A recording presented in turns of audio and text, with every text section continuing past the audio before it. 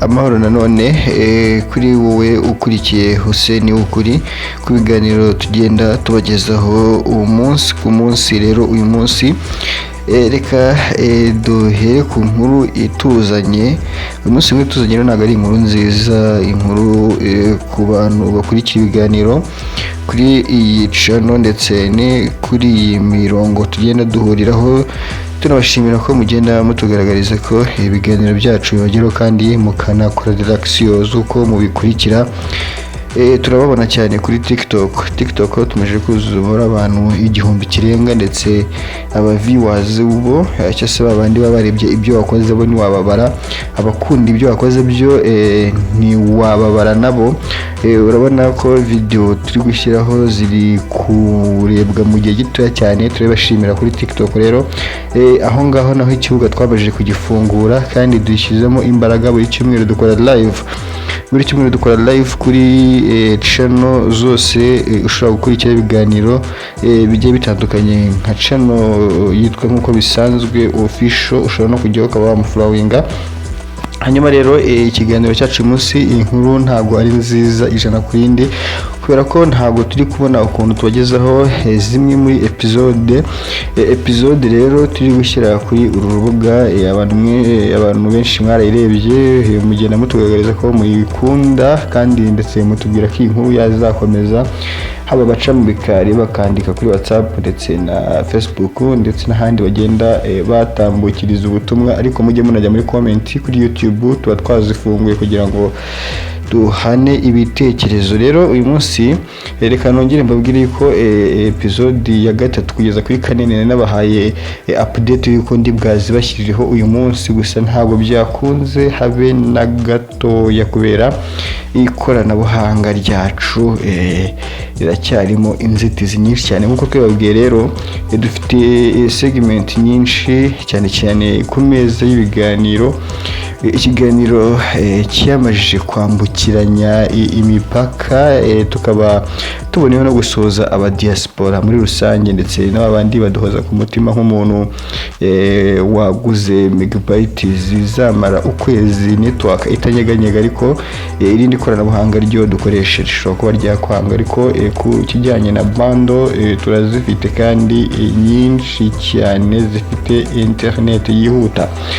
Ikiganiro cyacu rero ntabwo kiri bwatinde kubera ko dufite nyine ikibazo muri system. Ntabwo turi kubona uko dushyiraho ibiganiro bigiye bitandukanye, gusa wenda turaza kwica amande tubashyireho uburyo ibintu bihagaze muri RMC, no kuba hari umusigiti uri gutekerezwa kubakwa mu Bugesera. Rero tukaba dufite abagenzi bacu bagiye badusangiza amashusho, ayo turaza kuyabashyiraho mu gihe kidatinze. Gusa uyu munsi reka tubahe iki kiganiro, gusa impamvu nyine ni yindi nuko ntabwo twari turi mu buryo bwiza bwo kuba iyi episode twayibahera ku gihe. Niyo mpamvu twabaye tuyiretse tukayikumisha muri archive. Gusa nutarayireba ashobora kujya kuri YouTube channel Hussein Ukuri, hanyuma akandika Ntawamenya series cyangwa se Ntawamenya EP, agashyiraho 0 agashyiraho 1 niba ari episode ya mbere ashaka, cyangwa se niba ari episode ya kabiri ashaka agashyiraho 0 agashyiraho 2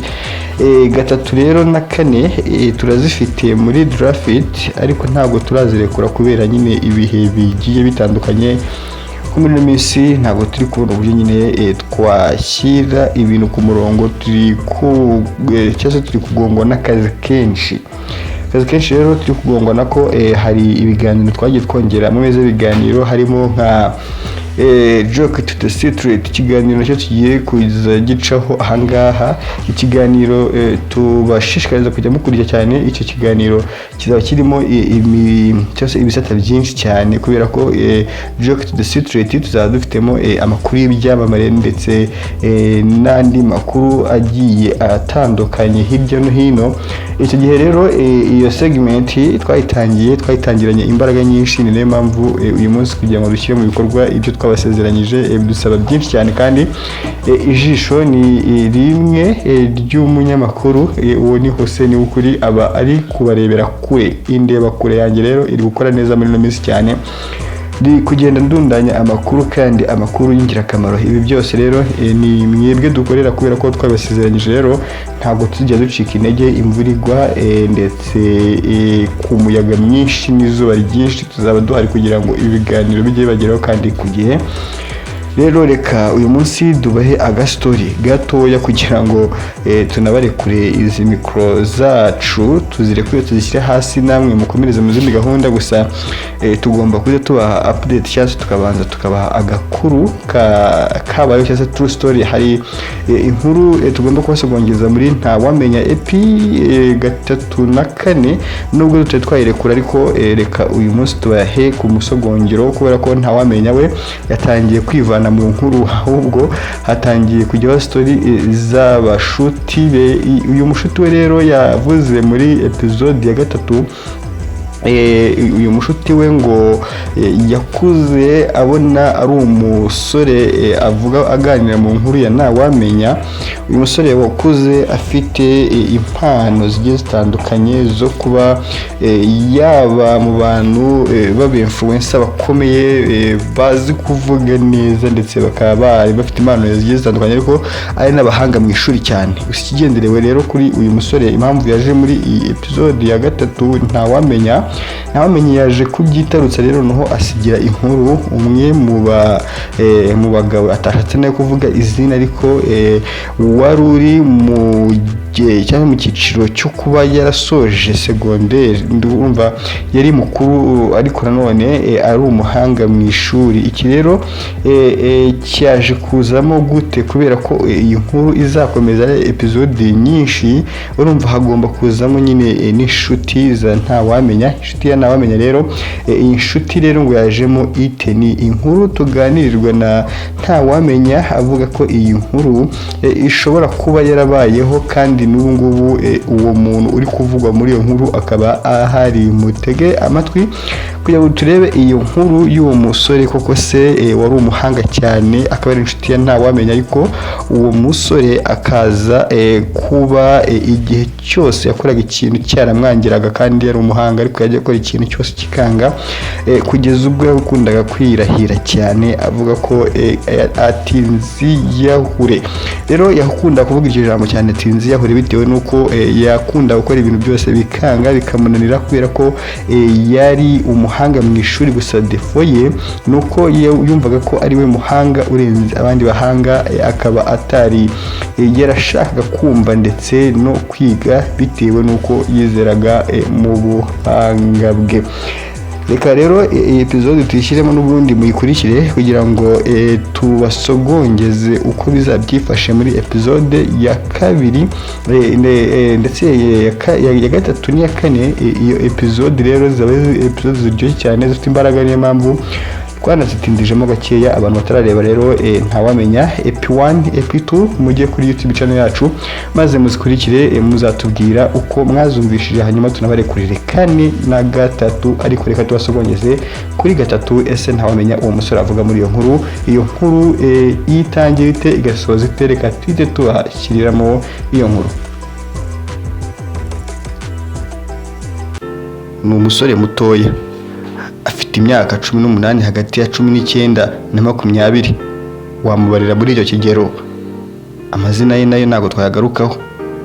Gusa uyu musore yizereraga mu bumenyi bwe, ubuhanga yahabwaga n'abarimu ndetse n'ibigo yagiye yigaho byiza. Ibi byose byamukururiye amahirwe yo kubona akazi keza ndetse n'imikorere yagiye itandukanye. Ariko nanone ibyo yabikoraga yakundaga kwinuba cyane, atinziyahure, kubera ko ntabwo ajya gukora ikintu ngo gikunde. Impamvu yishakiraga henshi, ariko nanone Ntawamenya yaramwegera aramubwira ati ibi byose ugomba kubirenga, ariko nanone tukumvikana ku kintu kimwe: ntukizere impano yawe, ndetse ntukizere ubwenge bwawe, ntukizere igihagararo cyawe, imbaraga zawe, kubera ko ibi byose bishobora kurangirana mu gihe gitoya. Kandi uramenye, ujye ugirwa inama, ushyire mu bikorwa. Ntawamenya rero iyi nkuru yahise yivamo, ariko nanone wa musore akomeza kugenda akora ibintu byose byanga kumuhira. agahora aganya ati ziyahure ajya kureba nawe amenya, arongera aramubwira ati rwose imishinga yanjye na gahunda zanjye sinzi ikintu kizitambika. Uwo musore rero yakuze n'ubundi nta kindi kintu yakwibashiriza uretse kwiyumvisha yuko ibintu byose bishoboye, ndetse ibyo akoze byose ugasanga hajemo ijambo iyo nza kubimenya. Uyu musore rero urimo kuganira ino nkuru yavuze yuko uyu musore wari ufite ubwenge ndetse n'ubuhanga, ariko nanone utigeze bugira ikintu bumumarira. Ese uyu musore iyi nkuru yayijemo ate? Byaje kwibukwa nk'uko n'indi nkuru zose zagiye zidusanga ahangaha. Indi nkuru iyo ari yo yose nayo yisanzemo hano. Uyu nawe yaje kwisanga mu nkuru ya ntawamenya. Uyu musore yari afite nyine icyiciro cyo kuba yarize amashuri neza, ndetse kaminuza yari atangiye kuyoyotera, cyangwa se mu kinyarwanda cyiza twavuga kototera. Amashuri yose yari asa nk'aho ari kuyagerera, gusa ubwenge bwe ntacyo bwamumariye. Kubera iki? Yanze kumvira abakuru, abatabatera ishoti, ndetse yiringira ubwenge bwe. Ariko nanone ubwo bwenge buhangano cyangwa se bukorano bucurano n'ukundi kose wabyita bwamubereye ubusa. Uwo musore utashatse kwivuga izina, ndetse no muri episode ntabwo azigera avuga iryo zina. Iyi episode izakora ku bantu benshi, ariko nanone ntawe tuzigira tumentioninga keretse uwo tuzashaka kuzana mu biganiro kugira ngo episode yacu irusheho kugenda isobanuka. Uyu musore rero na n'ubu ngubu bivuga ko agihari, ariko ngo na n'ubu ikintu cyose akoze birangira yicujije. Se nziyahure nzira iki? Gusa abahanga haba mu bucukumbuzi bw'idini ndetse n'ahandi n'abafilozofi bagiye bagaruka kuba umuntu atakwizera ubwenge bwe, ko umuntu atekereza ariko akaba naho agarukira. Ibi rero bidukurura isomo ryo kuba umuntu ashobora kuba yabanza kumva kandi akanashyira mu bikorwa ibyo bamugiriyeho inama. Iyi nkuru yagaragaye nk'inkuru ya ntawamenya, yatumye abantu benshi bibaza, ndetse urujijo ruba rwinshi, ndetse episode ikomeza kugenda ishidikanywaho. Gusa ikintu twakura muri iri somo cyangwa se iyi nkuru ni uko iyi episode izagenda ikurikirana kandi bikaba ari true story, byose ni ibya nyabyo. Wabikurikira mu kiganiro cyangwa se ukabikurikira muri documentaire ivuguruye, ni inkuru mamo, kandi iyi nkuru izashishikarizwa buri muntu uwo ari we wese wayikurikiye, kandi rero azayiganira nk'uko yayumvishije. Uzayongeramo cyangwa se akagabanyamo nta busobanuro bizaba bifite. Ubusobanuro bwa nyabwo ni nyirabwo uzabwitangira. Episode ya 3, uwo musore n'ubundi nta kindi kintu twazamuvugaho, ndetse tugenda kuri episode ya 4. Uwo musore n'ubu nawe turangirije episode ya 3. Uwo musore n'ubwo bivuga ko agihari, niko bivugwa nyine, aracyahari. Gusa yamajije kugira imbere mu myaka, ari mu kigero cy'imyaka 40 na 50. Ubwo rero nta kindi twamuvugaho uretse nanone ko ahariho hose ashobora kuba yakwiringira, ndetse akanava ku bwenge bwe, ndetse akaba yanakorana n'abandi bamurusha ubwo bwenge. Nitwa Hussein w'ukuri. Ibiganiro byacu rimwe na rimwe tuzanamo na blague. Shock to the Street rero ikiganiro tuzagenda none tugikuza cyane. Iyi episode tubashishikariza kuzakurikira, kubera ko ibiganiro byacu bigiye kugenda biba uruhererekane. Nge rero imbandi kugenda nsobekamo ama segment menshi agiye atandukanye, kubera ko inkuru ya ntawamenya n'ubundi ubwo ngubwo urumva ko twakiriyemo gakeya, muzakomeza kuyumva, ariko twiseguye ko nyine itari gukomeza bitewe nuko kubona umwanya wo kwandika, kubona umwanya wo gushyikiriza nyine, cyangwa se ibyo tuba dufite kugira ngo nyine tubishakire nyine buri mwanya wose, nyine kugira ngo ikintu cyadukora tugikorana ubuhanga ndetse n'ubushishozi. Rero ikiganiro kiba ari gitoya, ariko nanone twari tuje kubakudetinga nyine, turi kunoza turicaye, turi kunoza timu ngari. Mvuze ko ari ngari ntabwo naba mbeshye, kubera ko buri muntu wese tuhurira kuri izi mbuga, iyo hari bamwe bagezweho n'itangazo bashyira mu bikorwa, cyane cyane nko kuba tugabagabanya imirimo.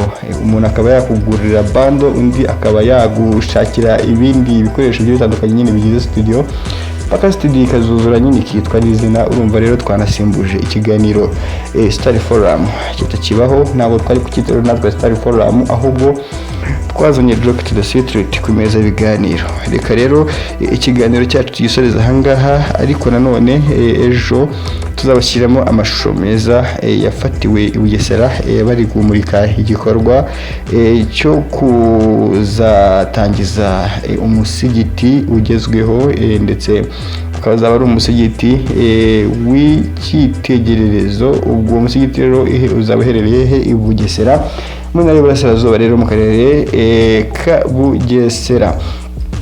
Ikiganiro cyacu rero reka tugisoreza ahangaha, kandi tubashishikariza no kureba ibiganiro byacu, mujyaho mukakora subscribe, share ndetse na comment. Ibyo byose iyo mubikoze ni byiza kuri twebwe, kuko ntabwo tujya ducika intege.